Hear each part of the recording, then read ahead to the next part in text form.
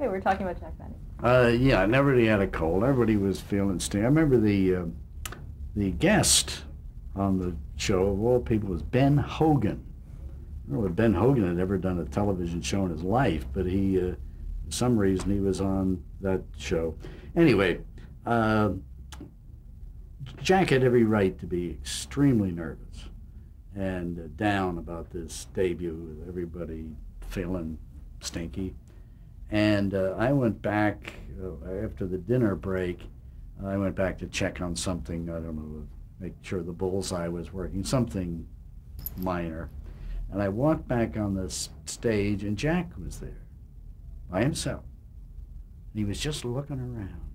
He'd go over and he'd look at a camera, and he'd look out at the audience.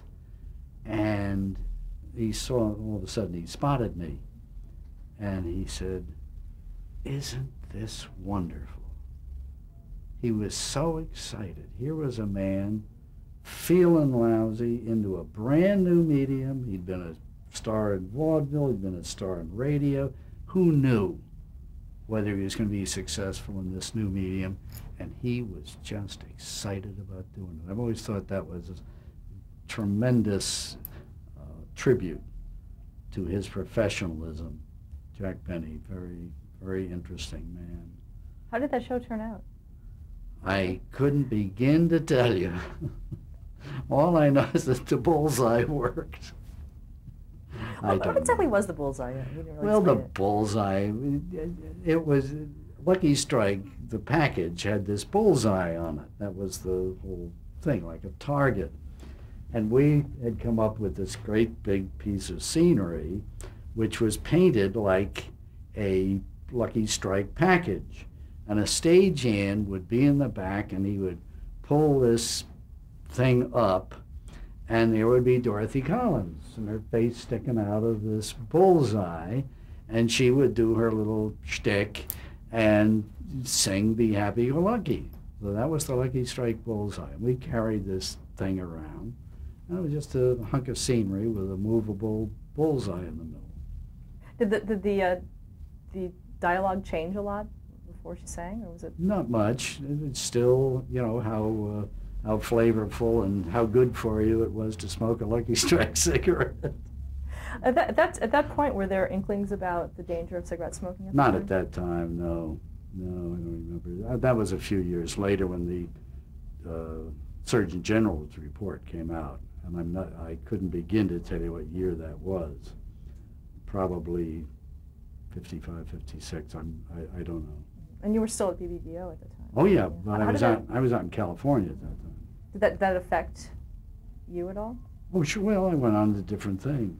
I left New York around Christmas of 1952 at the request of somebody, not me, to go out on the road with a show called The American Way. I mean, everything was American. And this was a radio show featuring Horace Heidt and his orchestra. And Horace had been the producer of things like Pot of Gold. He was an old-time swing era musician, and he had this this talent program. And we went out on the road with this, and we were selling Luckies all over the. And I went out on one-nighters. Okay, you were talking about Horace Heidt and. Yeah, so I went out on the road with them, and that's how I ended up in California. We ended up our tour, 6 months of one-nighters, and but I wrote. We did a radio show once a week from various places, and I wrote all we had the mayor do a tribute to Horace and great job he's doing and so forth. But before that, you know, if I may, I'll go back, because the one show we hadn't touched on that I was intimately associated with was This Is Show Business. Now, this is show business for people with short memories. Again, was emceed by Clifton Fadiman, and it had a panel consisting of usually George S. Kaufman, Abe Burrows, and usually a woman. It could be one of the people who made the rounds, Arlene Francis, Faye Emerson, or the producer's name was Irving Mansfield, or his wife, who is, of course, Jackie Suzanne. And they would have variety acts come on and do their thing, and then they would question them. I mean, it was a gimmicky kind of program, but it had these fabulous people appearing. I mean, Richard Tucker of the New York of the Metropolitan Opera was one of the guests one time. I mean, it was just unbelievable that Mansfield was able to get these people on the show. We had the principal dancer of the ballet, Sir Edward Villela, and I mean, all these people would come on and do this corny show and listen, you know, and have these questions asked. And of course, you know, people like George S. Kaufman. God, there's a giant in the history of theater. Is a panelist on this show, and but he always liked his carton of cigarettes that I gave him every week. You know, it was amazing what the carton of cigarettes did to cement a friendship with these people. Now, early on, a lot of these were their first appearances on television. Oh, absolutely. Yeah, how did they sure. take to television? Did people mostly get it, or was it difficult? Oh, I think so. But you're right. I mean, you know, Richard Tucker. I mean, good heavens. I mean, you know, you go to Pavarotti, who might be the same today. He wouldn't do a show like this in a million years. But Mansfield got these people to make their TV debut on This Is Show Business. You know, and Richard Tucker would come on right after Fat Jack Leonard or somebody. You know, I mean, it was just a mishmash of people. Is that sort of your favorite of the three? Of the three? Oh no, the Hit Parade was definitely my favorite. Well, we talked about how Horace Heidt got you to California, but how did you stay there? Well, at that time, we had a Hollywood office. And the Hollywood office at that time was just building up. Film was just beginning. We had not only the Benny Show, but we had Burns and Allen and several other programs, and it was obviously going to become you know, a center of entertainment. Tape was just beginning. It was just the best. And so the boss out there asked me whether I'd stay on and, you know, transfer over. Well, I was single at the time. Hollywood seemed quite glamorous, so I transferred to the Hollywood office, where I remained then for over 20 years. And describe that office. Well, it was, you know, we had a guy heading it, and we had 4 or 5 people, such as myself. We called them, I'm not quite sure what title we gave ourselves. We were sort of production people, supervisor, maybe creative supervisors. Because we had these programs that General Electric, B.F. Goodrich, American Tobacco Company, excuse me, and others produced, and the individuals, such as myself, would have one or more of these programs that we would supervise from the agency and client point of view. We represented the clients in Hollywood. So this was very different than what you were doing in New York. Oh yeah, oh yes, oh yes. We had a lot more autonomy, and we also had Groucho, was one of our shows for DeSoto, and so we would, you know, kind of supervise, and we'd take care of commercial integration for the film shows and so forth and so on. You don't have to have a drink. Excuse me.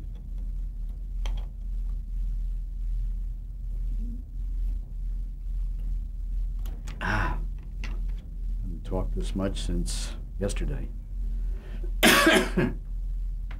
Anyway, that's the way it worked. And I'd been there, and we did a lot of commercial production. We were also commercial producers for both radio and television. Pepsi, for example, was a client, and they produced all their commercials in Hollywood, that kind of thing. Did you have specific shows that you were assigned to? I was assigned, I'm happy to say, one of my first assignments was to a show called General Electric Theater, and its host, Ronald Reagan. So I was on that show for 6 years. And the duties were twofold. First of all, I was representing General Electric on the coast. I was sort of working on the script level. In what way? Well, you know, the scripts were given to both me and to a counterpart in New York, a guy. Pardon me, Karen. Would you like to stop? Yeah, I need a minute. Right. Our duties were twofold. First of all, we need commercial integration, and then we also worked on the set as sort of semi-censor kind of people. I can remember one GE theater in which Lee Marvin and Simone Signoret were rolling around, and so you had to watch that for lasciviousness. But the thing that worried the client more than anything else was, for example, if we had a gas stove on the kitchen set. Now, they couldn't have that being General Electric, so you watch stuff like that. I guess this was all a part of my early training for being a censor later on in my career. But of course, the relationship with Ronald Reagan is the thing I remember the most. I wrote all of his lead-ins and lead-outs. Good evening. Tonight, the General Electric Theater is proud to present the television debut of Edward G. Robinson, blah, blah, blah, blah, blah. And we would shoot these usually on the tail end of somebody else's day. It was at Universal. And I would call Ronnie or Nancy and say, you've got to come in. Nancy always said, oh, does he have to come in? And wherever he was, at the ranch or someplace. And he would come in, and he was the first guy I knew ever who wore contact lenses. I can remember that about him. And he would always have a stack of right-wing literature with him, because he had just changed from a Democrat to a Republican. And he has stuff, you know, William F. Buckley, National Review, he introduced me to that. And he and I would sit around waiting for the set to open up, and sometimes we'd sit there and chat for an hour or more. And he's, of course, Mr. Charm, as everybody knows. Wonderful guy. And but we would then go over and, well, we'd be on the tail end of the Leave It to Beaver set or somebody. And we'd set up our GE logo thing, and he'd stand in front of it, and we'd set up the lighting, and he'd do his little thing. And then he'd go home, and I'd go home. But before he went home, actually, when he first arrived at the studio, he usually took a shower and so on, and he'd call Nancy. And he'd say, honey, or he called her Mommy. And he'd say, Mommy, I just got to the studio. Bill and I are going to shoot in about an hour, and so forth and so, and I love you, Mommy. And he'd hang up. And then at the end, when he's ready to go home, he'd call her again. And he'd say, Mommy, Bill and I have just finished, and I'll be home in about 20 minutes. I love you, Mommy. I'd pick up the phone, I'd call my wife, and I'd say, I'll be home in about 20 minutes. And he'd say, Bill, you didn't tell her you loved her. I said, well, Ron, you know, I'm going to be home in 20 minutes. And he said, Bill, they never hate hearing it. So they, you know, they used to laugh about how she idolized him, and so they were always like that. They just were a very affectionate, loving couple. They just adored one another. Can't say that for their kids, but they adored one another. You know, they lived for each other. Did you have any idea that one day he'd be president? Well, there are a lot of stories. Robert Taylor always used to say that he thought so when Ronnie first became head of the Screen Actors Guild. And I can remember one time walking across the old review lot, and he was expounding on something. At that time, there was a mayoral race in Los Angeles between Sam Yorty and Norris Polson. And I said to him, I said, you know, now here's a job for you. Mayor of Los Angeles, you know, you don't want either of these guys. Why don't you run for mayor? You have very little to do, you'll love it, he says. President or nothing. And of course it was very facetious, but you know, I can't tell you how many times I thought back to that story. At that time, I don't think he had any political aspirations. I don't think he really had any until the head two honchos at MCA got to him. That's after, well after GE Theater. As a matter of fact, not too far after GE Theater was canceled. They got him to run, was shortly after the Goldwater campaign, whatever year that was. And he made a speech for Goldwater that was very well received, and I think that gave everybody the idea that maybe he could hold office. And they persuaded him to run for governor. Going back to GE Theater, for someone who has never seen the show, can you describe it? Well, it was a half-hour dramatic show with a wealth of Hollywood people. Bill Fry, who was a very sweet old guy, was the producer, and he knew everybody in town, and he had so many fading female stars on this show.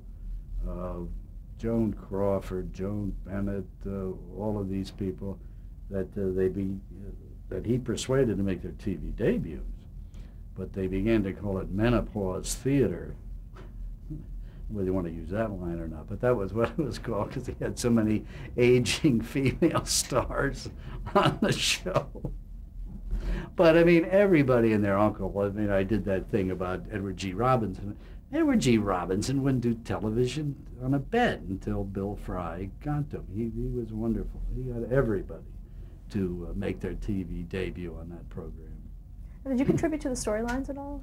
I wrote a couple of them, but just the storylines, which they were kind enough to buy. But I was not a regular contributor. They were kind of freaky that I did write a couple. Can you talk about them? What, the ones I did? Mm-hmm.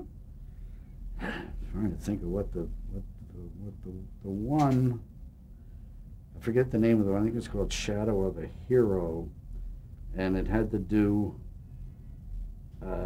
with a high school football coach or basketball coach. I think it was based on a football coach I knew back in high school, and it was about the overemphasis on athletics on the high school level. And then I wrote one that was based on a true life experience of my own, which was an Easter show which had to do with therapeutic abortion.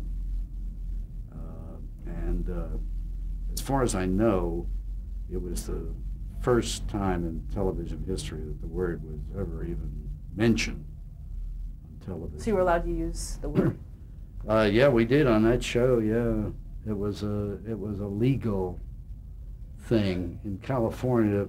I had a wife who had a heart situation and was pregnant. The doctors wanted to terminate the pregnancy, or a doctor wanted to terminate the pregnancy. And in California, you have to have 3, I forget how it works now, it's been a number of years, but we had 2 doctors, specialists, who thought she could, do it successfully, one who wanted to perform a therapeutic abortion. It was all in the legal thing. And we went ahead and had the baby successfully. But, and that was our Easter show one year. But you look back, and I mean, that was a breaker, that one. Was there controversy surrounding it, whether to do it or not, or anything? Oh, well, yes. Whether to do the program? No, I don't think so. Not particularly. Stanley Rubin was the producer at that time. And so anyway, that was very exciting. That Geraldine Brooks was the star of that, and playing me was Earl Holliman. Yep, I remember that. How'd you feel about that? Was it strange to see yourself? Well, you know, we didn't use the same names. I, used other names, but it was based on a family decision that we had made. Yes, and yeah, it was strange. I had a tape of it. I looked at with one of my kids. I think the young lady whose life it was. I showed it to her one day, and it looked kind of corny. She's now 45 years old. Oh, gee. Amazing. Now, how long did you remain on GE Theater? I guess about 6 years, 6, 7 years. Did you also work with Don Herbert? No, Don was based in New York. Don was based in New York. What about some of the other shows that you worked on at the time? Oh, well. You'd mentioned Groucho Marx. Did you have anything? Yeah, sure. I represented DeSoto. Yeah, DeSoto cars. And, yeah, we had Groucho every week. And that was You Bet Your Life? You Bet Your Life. You bet it. That's right. And tell them Groucho sent you. What kind of things did you have to do for that? In terms Same thing. It's just commercial integration, basically, and supervision of the program, and just making sure that the people on that program were wonderful. Bernie Smith was the writer. He didn't get a writer credit. He got producer credit. We weren't supposed to be writers. That was Groucho was ad-libbing everything, wasn't he? Sure he was. And Bob Dwan was the director. He and his brother became very dear friends of mine.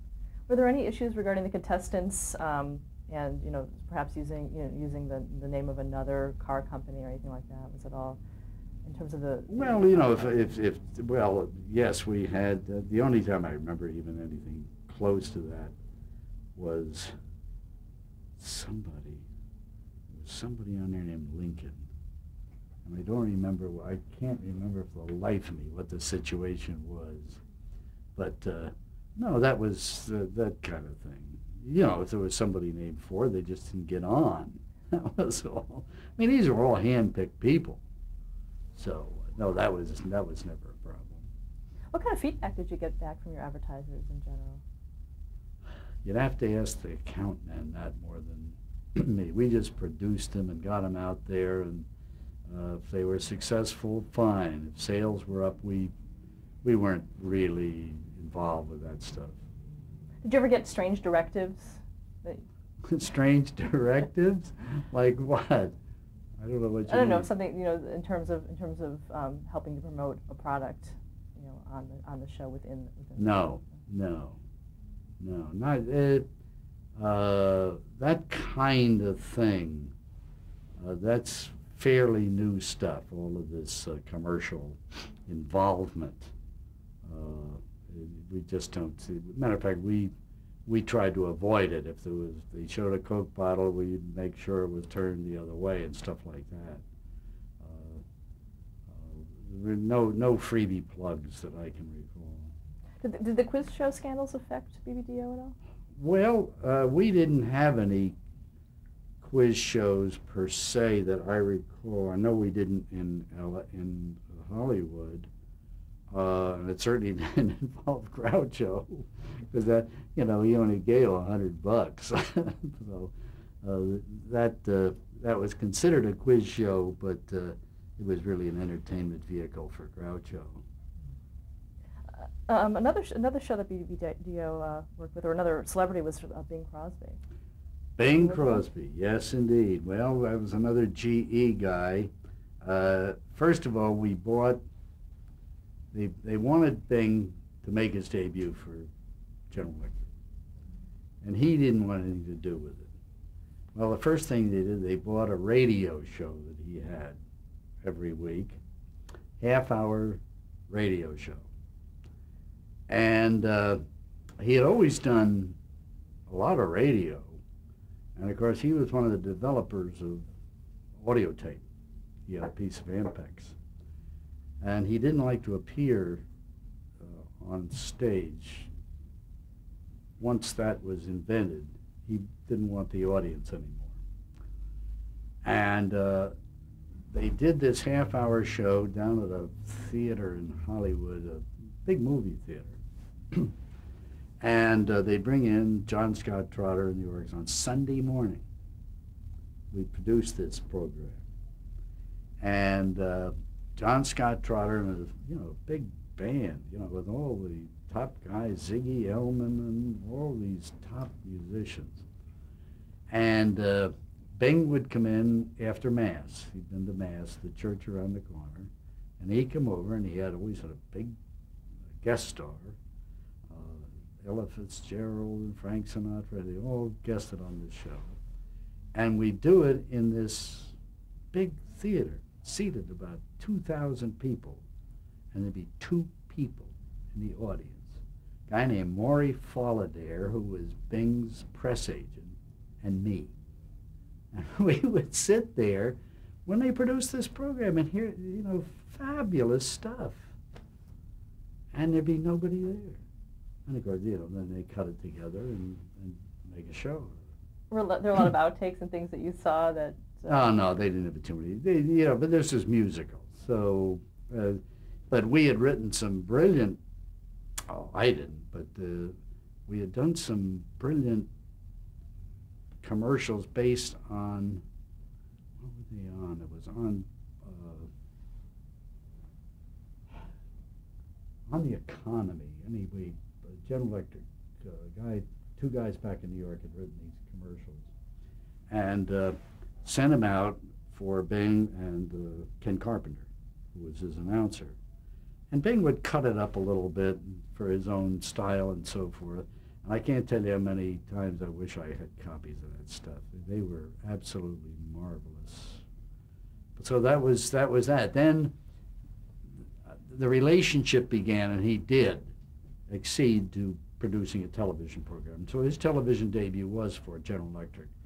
It was the Christmas show, and I forget where we shot it, at Desilu or someplace. And I remember one of the things I had to do, the 2 things I remember about the show. One was that we had a public service announcement we asked him to do, and he said, sure. So I gave him whatever this thing was, Forest Service or something, and he looked at it for a second, okay. And he gave this thing, he had a photographic memory, which I hadn't known. And he just said, how do you, right to time, 1 take. That was unbelievable. And the other thing I can remember is it was such a big deal at General Electric, they sent an executive out from New York to help supervise this program. His name was Arthur Pryor. Arthur Pryor was his father was the band leader, Arthur Pryor. And Arthur was an older guy, and there was a woman named Sherry North. And Sherry did a little dance number. She had a little fringy costume. And Arthur Pryor, he thought she was really something, and she was. And the show got back to New York, and GE just erupted. I mean, believe me, it was nothing. But to them, having this kind of hootsy-tootsy dance on their Christmas show blew their minds. And like for the life of me, I can't remember whether they allowed it or whether we had to cut it out. I don't remember now. Stop there and change the tape. Okay.